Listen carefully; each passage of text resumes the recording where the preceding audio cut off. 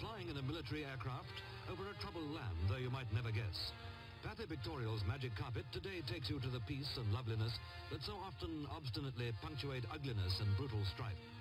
You'd never suspect that down the road there were Greek guerrillas sniping at the Turks who were in possession of St. Hilarion, this fairy castle that covers the coastal plain where, the Greeks maintain, these Turks are building an invasion road. This misleadingly tranquil scene is in Cyprus.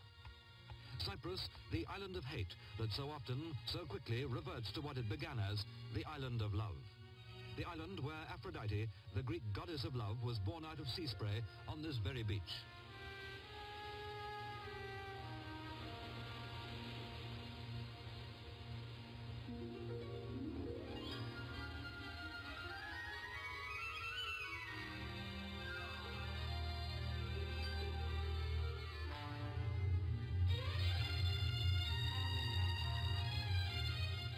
Aphrodite's Island, magically rich in the treasures of ancient yesterdays.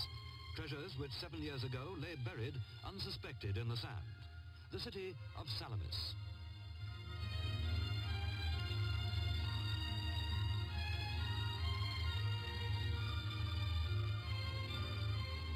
Greeks and Turks live uneasily side by side round this hidden city they're now digging out of oblivion.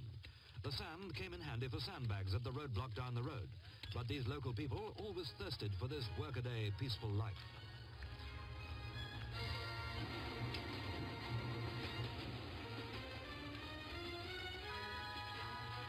Two years before the British left this island of love turned to hate, they started the diggings that have yielded these incomparable discoveries. And today, the British are not altogether unwelcome. The island is changing again, learning to forget its hatreds.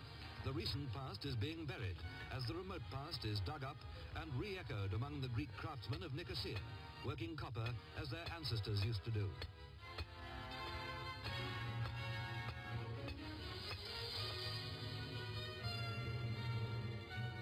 Just how misleading can a street scene be?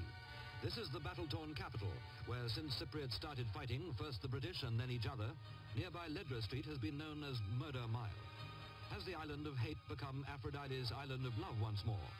Here you find contrasts, contradictions, sophistication alongside simplicity, sunshine and shadows, blazing motor roads, and that creature that can navigate the desert's trackless ways.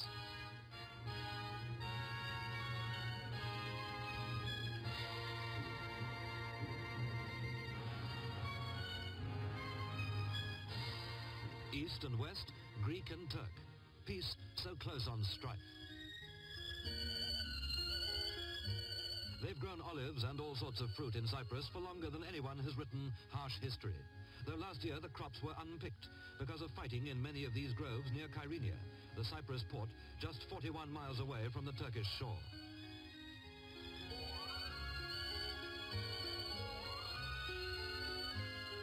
There's the scent of lemons in the air, figs too, and pears, almonds and sesame. Here you get sweet lemons and bitter oranges, as well as the bitter lemons that Lawrence Durrell took as the title of the book he wrote at Bela Pais, the Byzantine monastery, here where he found tranquility and a tree called the Tree of Idleness. A mile away there's been fighting over a cow missing from a Greek farm. But the cow's come back with a calf. So now the Turks, who were accused of stealing it, can once more drink their coffee under that Tree of Idleness, watching the treadmill performance of a beast that's too much of an ass to be idle.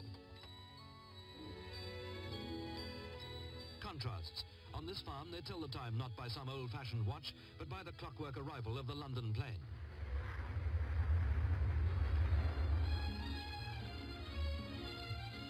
You step off a modern aircraft into all the fun of an old-world fair.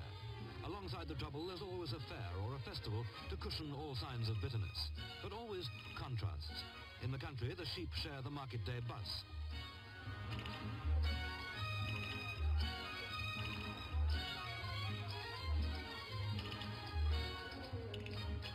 Clashing Cypriots never quite forget that this is still Aphrodite's island. Even honeymoon couples still come here for their holidays.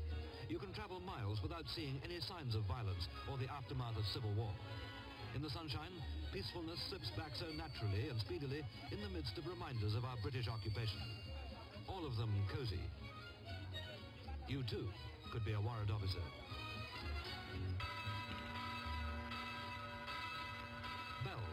hear bells all over this island, bells beckoning you to a gay fair or a quiet church.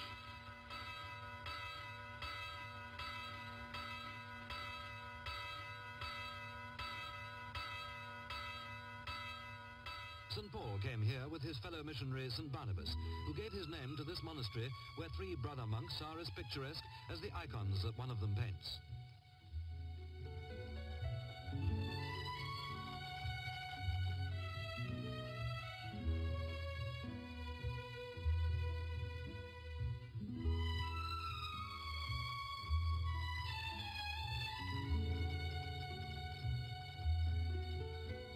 The peace of God and the fighting there's been seems to belong to a different place and epoch. Is the shooting finished for good and all? The only hint of it we see is in the wary tread of these hunters. But it's so often been apt to break out in places like the timeless village where they live.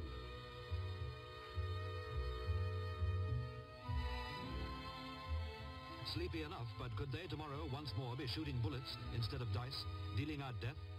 That has long been the recurring pattern of a place where the hot sun makes people sleepy one day, hot-headed the next.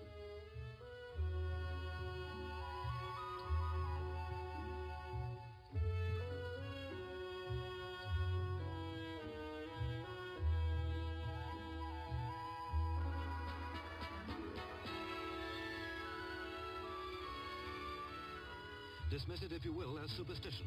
That woman is paid money to smoke out the evil eye that the countrymen tell you will always lurk in Alibaba jars like these. And all that alongside such British innovations as a pub restaurant in a tree.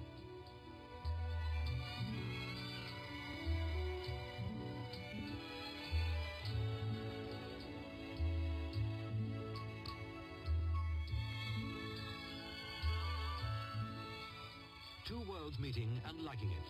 Aphrodite's island of contrasts and contact, at least for a time. The easternmost island of the Mediterranean, and those policemen could have come from Piccadilly. Still no sign of strife as a gay parade gets underway. There's adulation in the air, the fervent love that can provoke hatred. They're awaiting that mysterious man who's all things to the Greeks in this love-hate capital, the Archbishop-politician Makarios, today on a devout mission entirely in tune with Aphrodite. See him and you understand this unpredictable island. Sunburnt, steeped in strange ritual, inscrutable.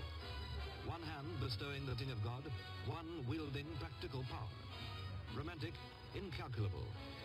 Having many times traveled the road of strife, traveling now, it seems, the path of peace. Ultimate destination, obscure.